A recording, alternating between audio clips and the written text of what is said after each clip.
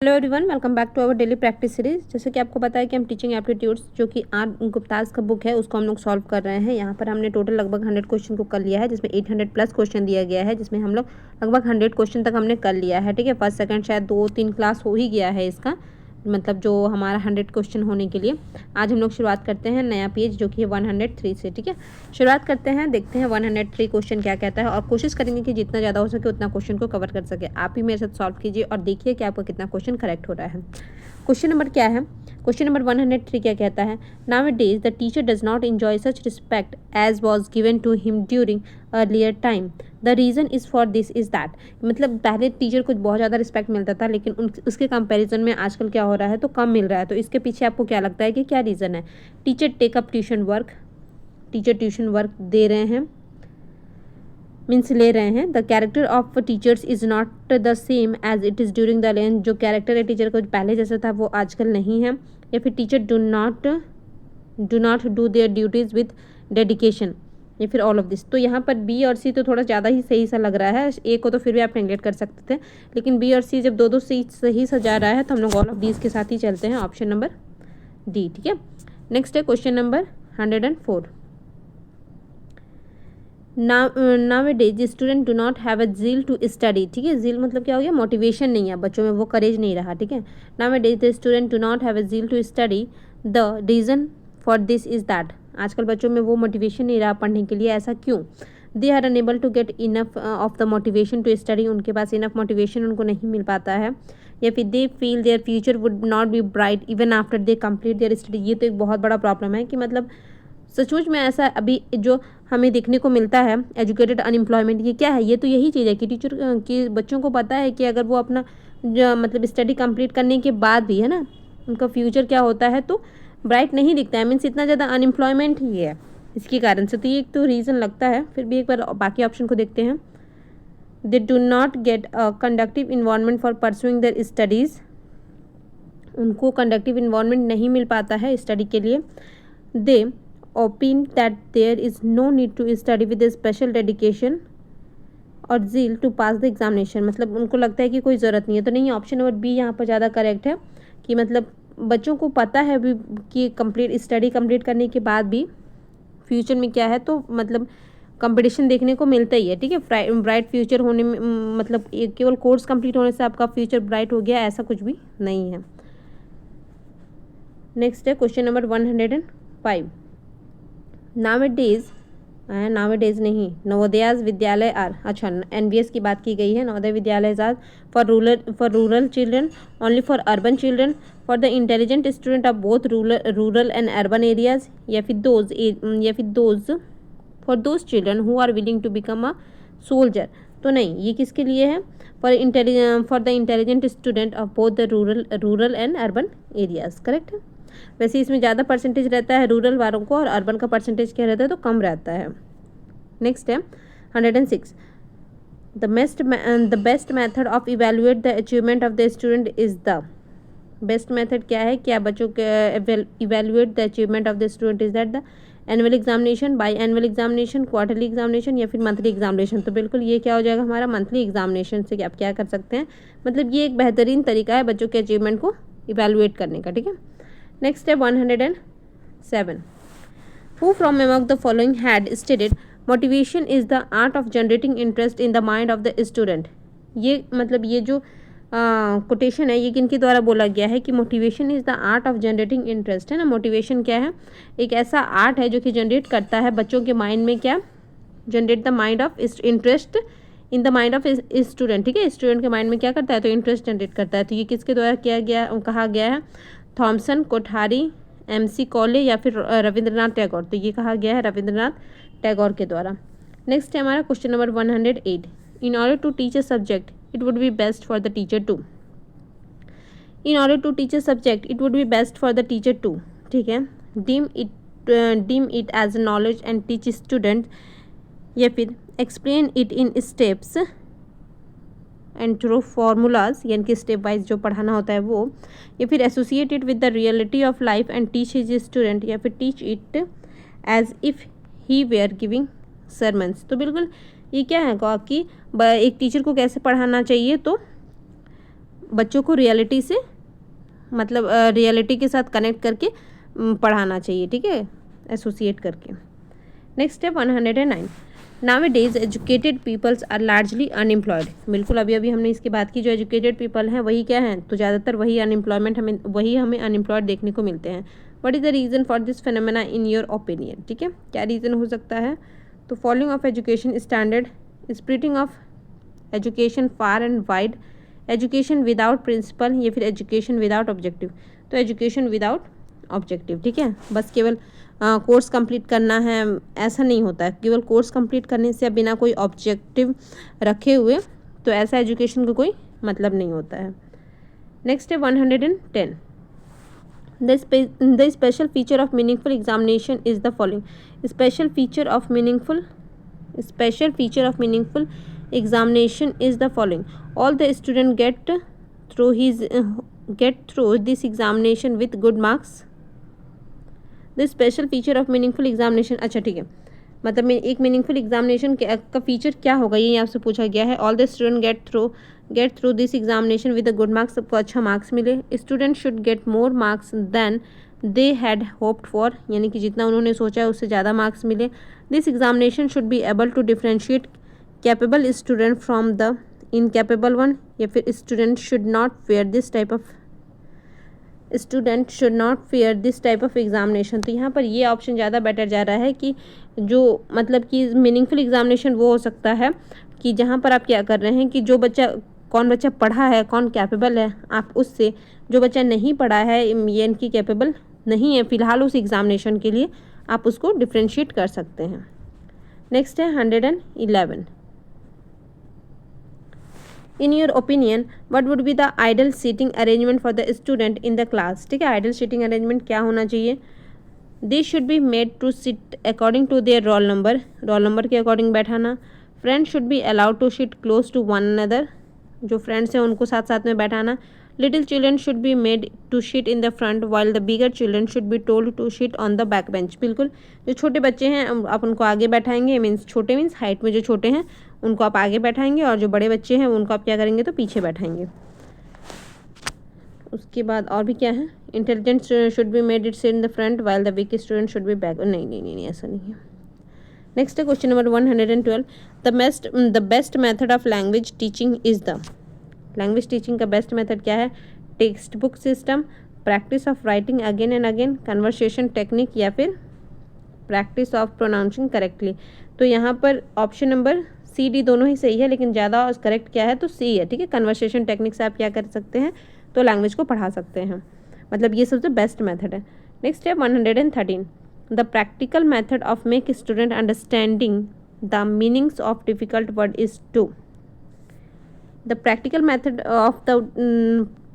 method of make student understanding the meaning of the difficult word is to give their synonyms, give their antonyms, या फिर teach them the uses of such words in sentence। बिल्कुल आप क्या करेंगे, जो भी आप किसी उसका प्रैक्टिकल मेथड क्या है किसी वर्ड को, डिफ़िकल्ट वर्ड को समझाने का, तो आप क्या करेंगे कि उसको रियल लाइफ से कनेक्ट करेंगे और उसका आप क्या करेंगे तो यूज़ करेंगे, ठीक है, बच्चों को अपने सेंटेंस में आप उसको यूज़ करवाएंगे।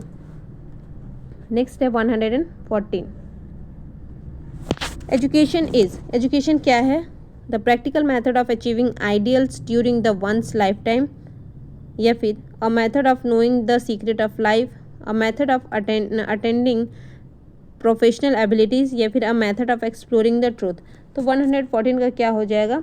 तो सिंपल है, ये तो हो जाएगा हमारा a practical method of achieving the ideals during the one's life time, ठीक है, यानी कि जो भी आपका आइडियल्स है आप उसको क्या कर सकते हैं एजुकेशन के थ्रू अचीव कर सकते हैं ना, ये इसका क्या है तो प्रैक्टिकल मेथड है।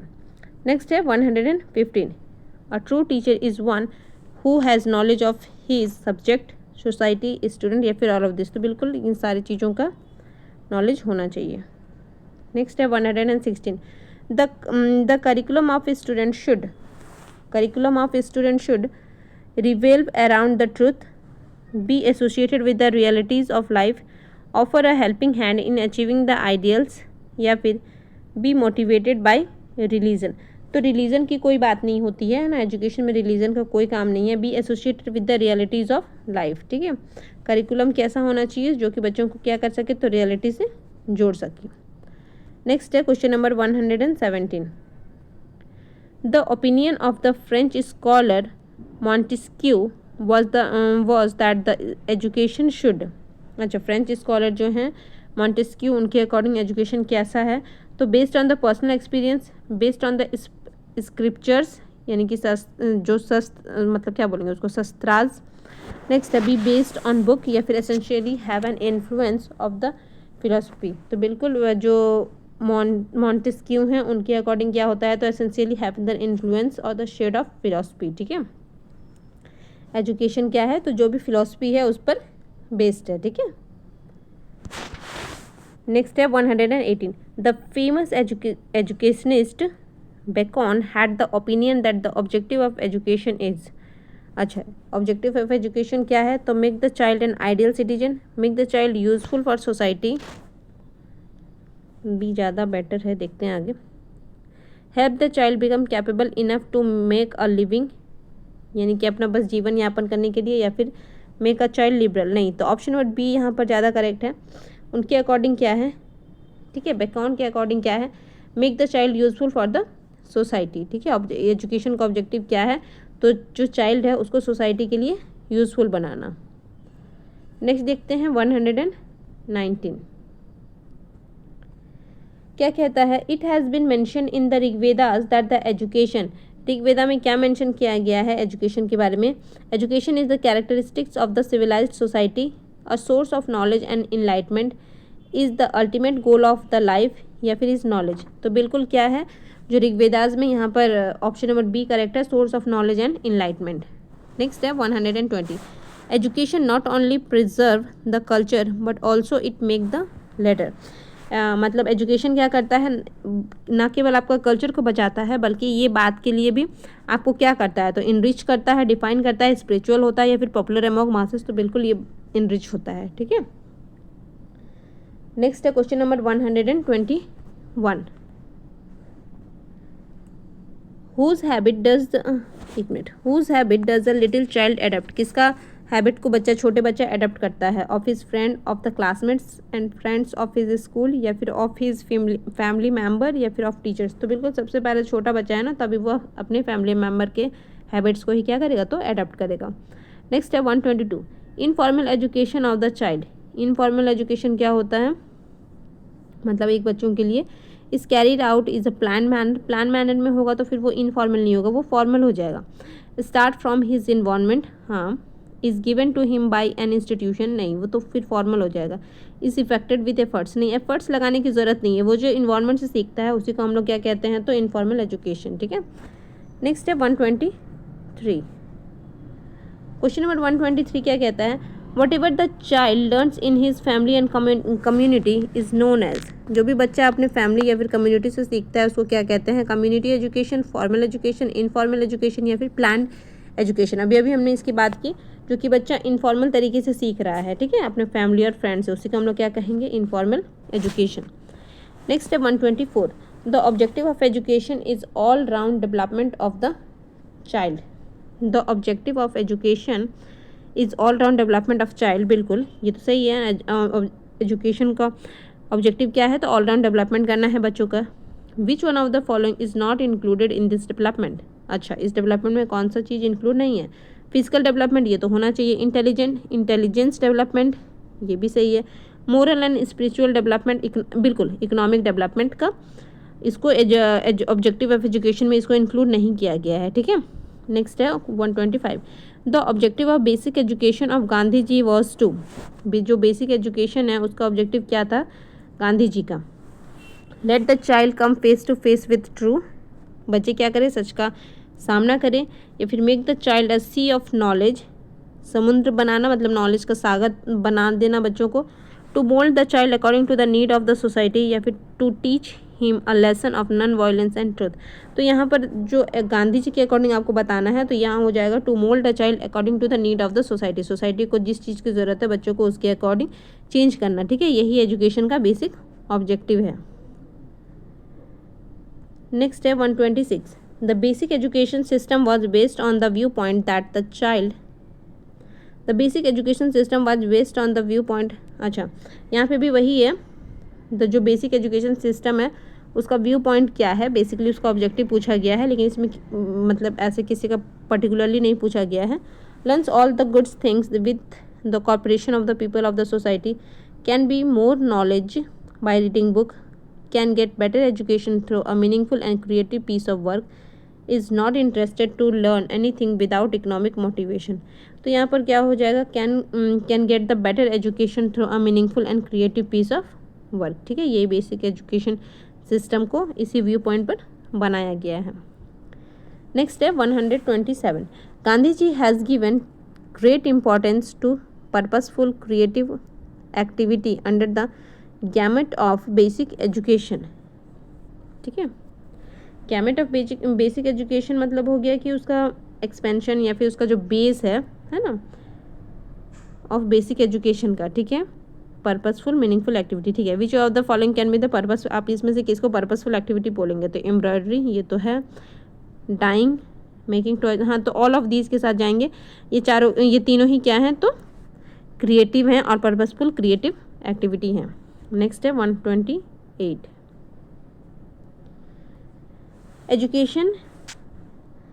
education should be such as would make the student, education से क्या होता है, तो बच्चे कल्चर्ड बनते हैं, self dependent from the commercial view point, self dependent बनते हैं कमर्शियल व्यू पॉइंट से अगर आप बात करेंगे तो। देन है प्रोटिफिक इन मोरल वैल्यूज़ या फिर ऑल ऑफ दीज, तो बिल्कुल ऑल ऑफ दीज बनेंगे। मतलब स्टूडेंट क्या होंगे, एजुकेशन के कारण में कल्चर्ड भी होंगे, सेल्फ डिपेंडेंट भी बनेंगे कमर्शियल व्यू पॉइंट से अगर आप देखेंगे, या फिर ऐसे भी अगर आप देखेंगे तो स्टूडेंट क्या होंगे, तो सेल्फ डिपेंडेंट होंगे और उनके अंदर मोरल वैल्यू भी आएगी। नेक्स्ट है question number 129, population education means, population education का क्या मतलब होता है, the ratio of educated person in the entire population, इनकी इंटायर पॉपुलेशन में जो एजुकेटेड पर्सन होते हैं केवल उनके रेशियो को हम लोग पॉपुलेशन एजुकेशन बोलते हैं। या फिर bringing the entire population under the gamut of splitting education, reduction और enhancement in the population growth rate according to the need of the nation, या फिर education to make the population of the nation healthy. तो बिल्कुल यहाँ पर क्या हो जाएगा, आपको रिडक्शन करना है या फिर इन्हेंसमेंट करना है अपने पॉपुलेशन ग्रोथ में according to the need of the nation, यानी कि नेशन को जो ज़रूरत है उसके अकॉर्डिंग आप अपने पॉपुलेशन में ग्रोथ करना चाहते हैं या फिर रिडक्शन करना चाहते हैं, मतलब उसको हाँ वही ग्रोथ करना चाहते हैं, इन्हेंसमेंट देना चाहते हैं या फिर रिडक्शन करना चाहते हैं। तो ये जो एजुकेशन है इसी को हम लोग क्या कहते हैं, तो पॉपुलेशन एजुकेशन के नाम से जानते हैं। नेक्स्ट है 130, in your opinion the school, ठीक है, शुड एडजस्ट या फिर mould itself according to the life of the community, should dependent upon the community, need not keep the communal background of its children, need not keep the communal background of its children in view. तो यहाँ पर 130 की अगर हम लोग बात करेंगे तो जो स्कूल है उसको कैसा होना चाहिए, तो जो भी कम्युनिटी या फिर जो भी लाइफ का जिस वक्त का जो सिस्टम है ना उसके अकॉर्डिंग अपने आप को क्या करे, तो एडजस्ट करे। जैसे कि अभी AI का टाइम है, कंप्यूटर का टाइम है, तो इसके अकॉर्डिंग क्या करे, तो स्कूल भी अपने आप को मोल्ड करे। ठीक है, ऐसा नहीं कि बस वही जो पुराना सा ट्रेडिशन वाला सिस्टम है वही चला आ रहा है और उसमें कुछ भी अपने आप में एडजस्टमेंट नहीं किया जा रहा है। चलिए आज के लिए 130 तक ही रखते हैं, नेक्स्ट क्लास में 131 से करेंगे आगे। तब तक के लिए thank you for watching, thank you, bye bye.